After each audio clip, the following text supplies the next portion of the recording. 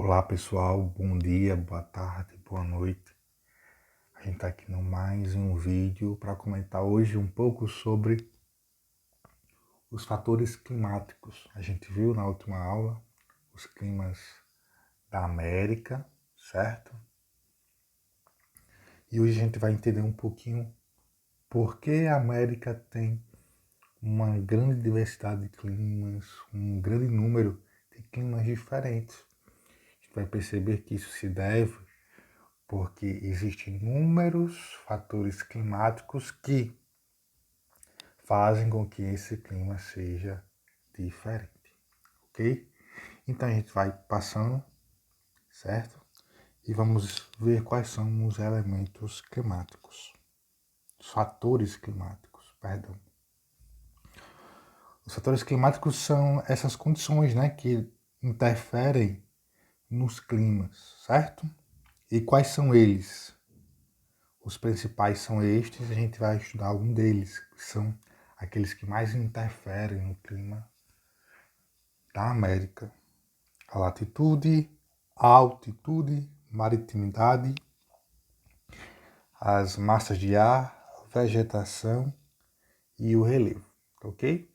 Então, a gente vai relembrar, vocês viram isso no ano passado, a gente vai dar uma relembrada neste ano para poder compreender melhor os climas da América.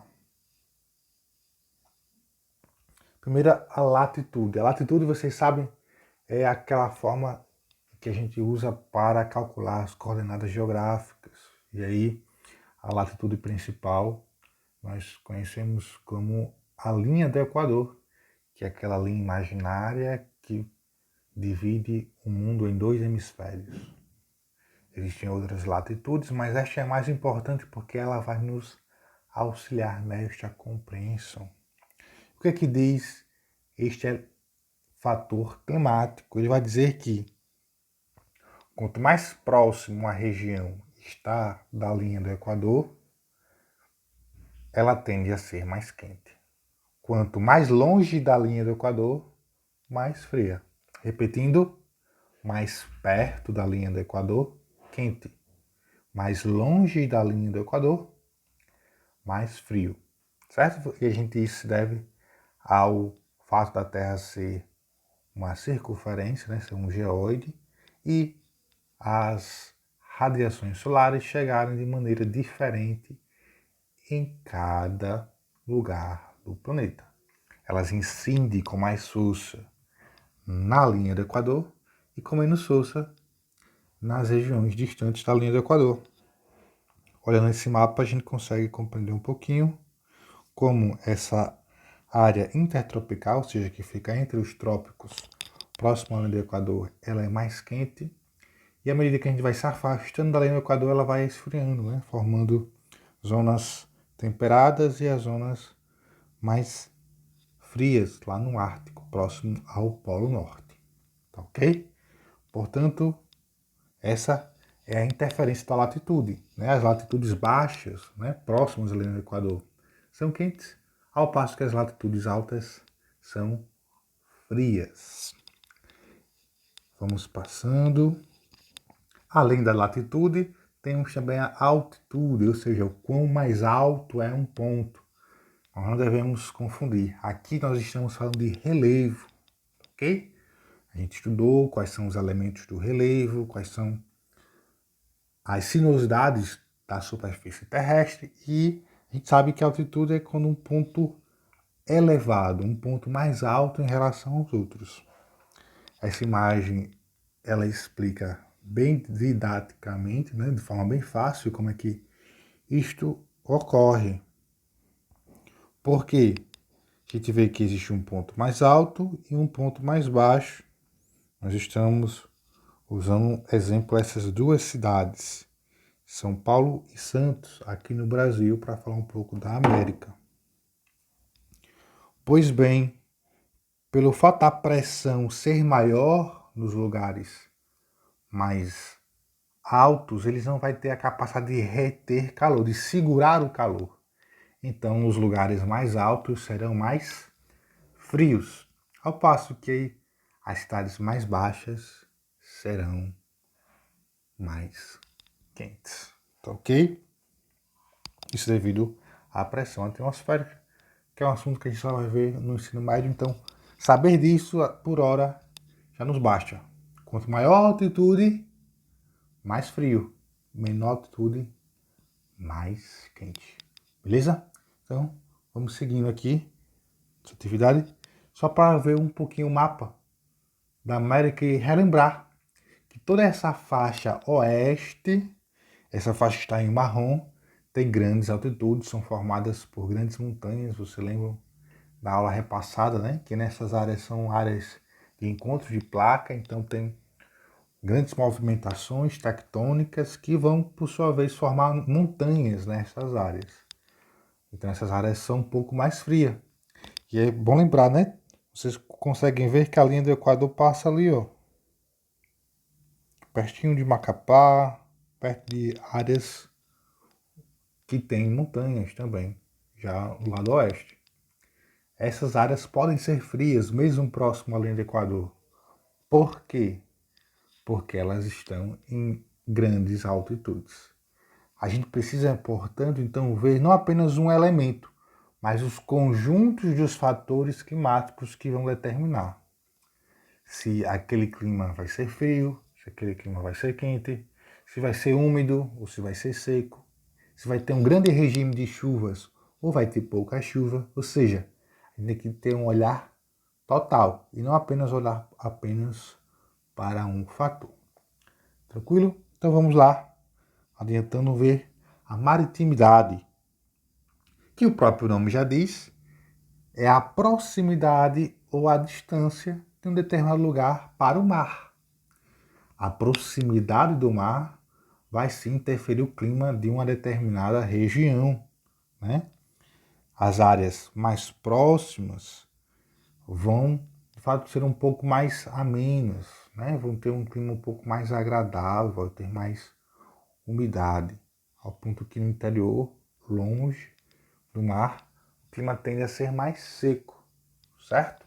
A depender também de outros elementos. Isso porque o mar tem a capacidade de reter, ou melhor, o mar tem a capacidade de refletir a água, ou melhor, perdão, o mar tem a capacidade de refletir o calor, ao passo que o solo pega esse calor e retém, e segura.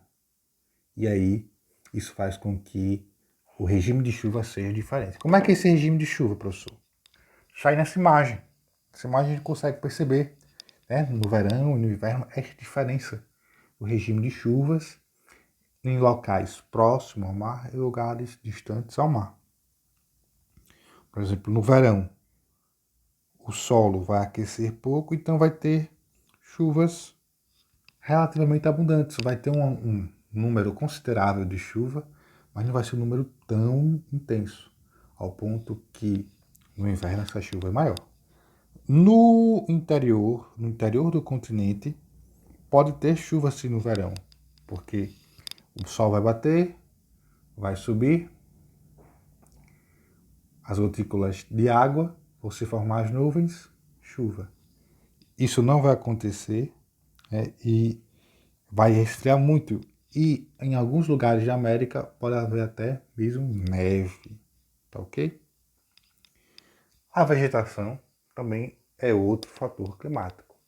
Ela interfere de maneira decisiva nos climas, nas temperaturas das regiões. A gente sente, né? A gente vai num lugar que tem muitas árvores, a gente sente, né, a sombra, sente que o clima fica um pouco mais ameno, o sol não castiga tanto, certo? Isso por quê? Primeiro porque ela tem essa capacidade de absorver os raios solares, né? Vai para as folhas das plantas e não chega em nós, não bate no solo. Então, portanto, aquele clima vai ser menos quente do que se imagina. E a outra colaboração é porque as plantas também soam, né? E ela faz isso por um processo chamado evotranspiração. E aí elas vão liberar gotículas de água, né? Elas, vocês sabem, as plantas puxam a água pelas suas raízes, ou até mesmo as águas da chuva que ficam um pouquinho nas suas folhas. E o que acontece? Quando o sol incide, bate sobre essas folhas vão liberar água. E o clima vai ficar um pouco mais ameno, com mais umidade, né? Então, menos seco. Vai ser um clima mais agradável de nós experimentarmos, de nós vivermos. E a gente trouxe duas imagens, né? Floresta amazônica e o deserto do Atacama, que fica no Chile. A floresta amazônica, vocês sabem, fica no Brasil. E a floresta amazônica é muito úmida, tem muitas árvores, tem um processo de evotranspiração bem forte. E o deserto do Atacama, por não ter nenhuma floresta, por não ter árvores, é um clima, além de quente, também seco. Por quê? Pela inexistência da vegetação. Isso vai reproduzir também porque um lugar que chove pouco não tem como criar mais plantas, criar árvores, e tende-se a ser um ciclo vicioso. Um lugar com poucas chuvas nos legarão poucas árvores, lugar com poucas árvores nos legarão pouca chuva. E o contrário serve para o domínio amazônico. Um local em que a incidência de chuva é uma incidência muito forte, devido a outros tipos de fatores, esses locais também vão ter muita chuva. E essa umidade, essa quantidade de água vai influenciar a existência de árvores nestes pontos. Tá ok? Tendo discutido tudo isso, galera, a gente agora vai para as nossas atividades, tá ok? Aí 5 perguntinhas bem simples, bem tranquilas em relação ao que a gente viu hoje nesta aula. Qualquer dúvida, você pode me procurar no WhatsApp, pode mandar um e-mail. Estamos juntos, ok? Até a próxima. Valeu!